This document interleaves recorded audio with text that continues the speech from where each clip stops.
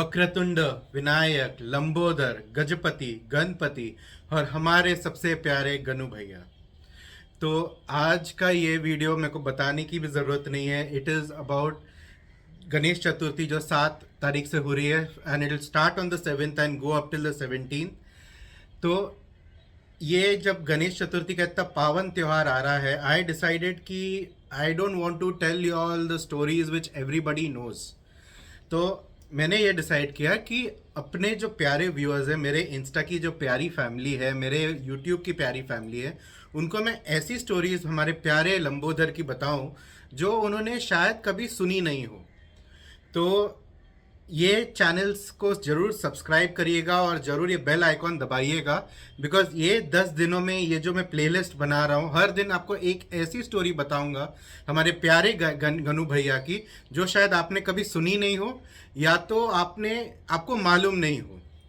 तो सबसे पहले लेट्स गो टू डे 1। अभी गणपति जी की मैं आपको ये बता दूँ कि कहा जाता है कि टोटल उनके 32 रूप्स हैं और ये 32 रूप्स के बारे में कई लोगों को पता नहीं है कि क्या है।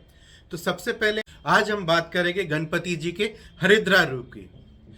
तो ये कहानी शुरू होती है गणेश जी के जन्म के बारे में। तो आपको ऑलरेडी पता ही होगा कि कैसे शंकर भगवान के साथ वो कृत्य हुआ था जिसकी वजह से उनके सर लगाया गया था। तो दिस स्टोरी ऑफ हरिद्रा Ganpati happens before Ganesh ji birth. अभी जब कैलाश में महा उत्सव हो रहा था, क्योंकि ताड़कासुर का वध अभी अभी गणेश जी के जो बड़े भाई थे कार्तिकेय जी ने किया था, तो सब उनकी वंदना में शामिल थे।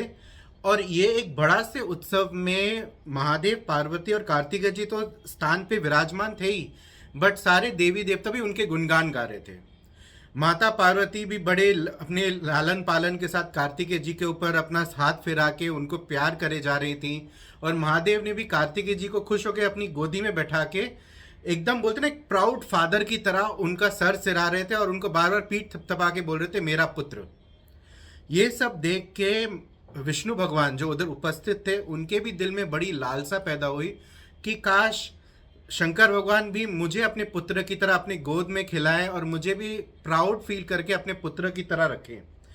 अभी भगवान विष्णु के अंदर स्वयं माता पार्वती योग माया के रूप में तो विराजमान है। योग माया ने ये विष्णु भगवान की बात सुन ली और बिना कुछ सोचे समझे तभी कह दिया तथास्तु। विष्णु भगवान भी अचंभित हो गए कि कैसे मैं महादेव का पुत्र बनूंगा, बट माता ने वरदान दे दिया तो भाई दे दिया। अभी जब ये बात को कई वर्ष बीत गए और माता के दिल में एक पुत्र प्राप्ति की इच्छा प्रकट हुई, तो जब माता के दिल में एक पुत्र प्राप्ति की इच्छा प्रकट हुई तो उन्होंने जो वरदान विष्णु भगवान को दिया था वो भी उनको याद आया। तो सबसे पहले माँ, और ये प्रभु की लीला भी देखिए, इतनी अजीब भी बोल सकते, प्यारी भी बोल सकती है। जो माता स्वयं दुर्गा और काली के रूप में पूरे ब्रह्मांड की रक्षा करती हैं, उनके दिल में यह इच्छा जागृत हुई कि मेरी भी रक्षा करने के लिए या मेरे भगवान के भवन की रक्षा करने के लिए मुझे कोई चाहिए। तो उन्होंने सबसे पहले अपने शरीर पे हल्दी या हरिद्रा का लेप लगाना चालू किया और वो जो लेप के उतरन से उन्होंने एक बालक का निर्माण करना चालू किया।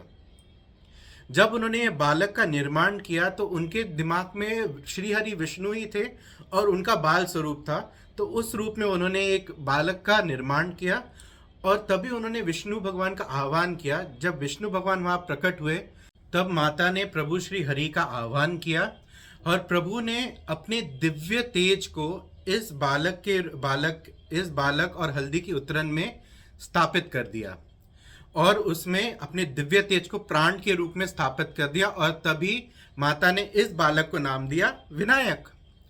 अभी मैं वो पूरी स्टोरी नहीं बोलना चाहता हूँ कि कैसे विनायक जी ने प्रभु शिव को घुसने नहीं दिया और प्रभु शिव ने सर अलग कर दिया। वो स्टोरी आप सबको मालूम है।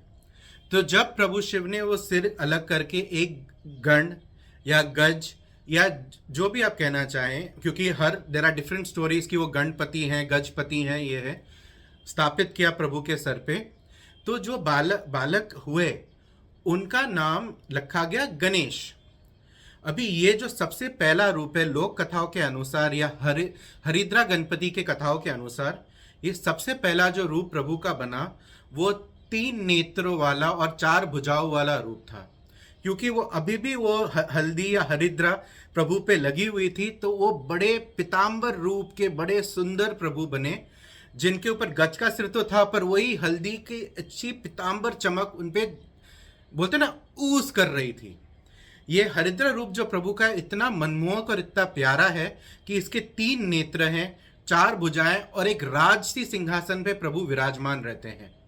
और इनकी पूजा करने से पहले तो मैं आपको ये बता दूं कि इनकी पूजा कोई आसान पूजा नहीं है, क्योंकि ये जो रूप है प्रभु का स्वयं परम ब्रह्म का रूप माना जाता है। और इस रूप की पूजा ज्यादातर तांत्रिक मार्ग या तंत्र मार्ग से ही की जा सकती है। और ये जो रूप है वो त्रिदेवों और त्रिदेवियों को भी वंदनीय है, क्योंकि ये परम ब्रह्म का रूप माना जाता है। उसके अलावा ये रूप कहा जाता है कि जब माता ललिता त्रिपुरा सुंदरी को भंडासुर का वध करना था, तभी विघ्नकर्ता यंत्र को अंत करने के लिए माता ने इसी रूप का आह्वान किया था। और अगर कहानियां बताएं तो ये रूप की पूजा कई लोग जो अभिचार करना चाहते हैं या फिर नॉर्मल कलोकियल टर्म में ब्लैक मैजिक करना चाहते हैं, वो भी इस रूप की वंदना करते हैं, क्योंकि ये रूप पीताम्बर होने के कारण या किसी भी कारण माता बगलामुखी के बड़ा क्लोज है।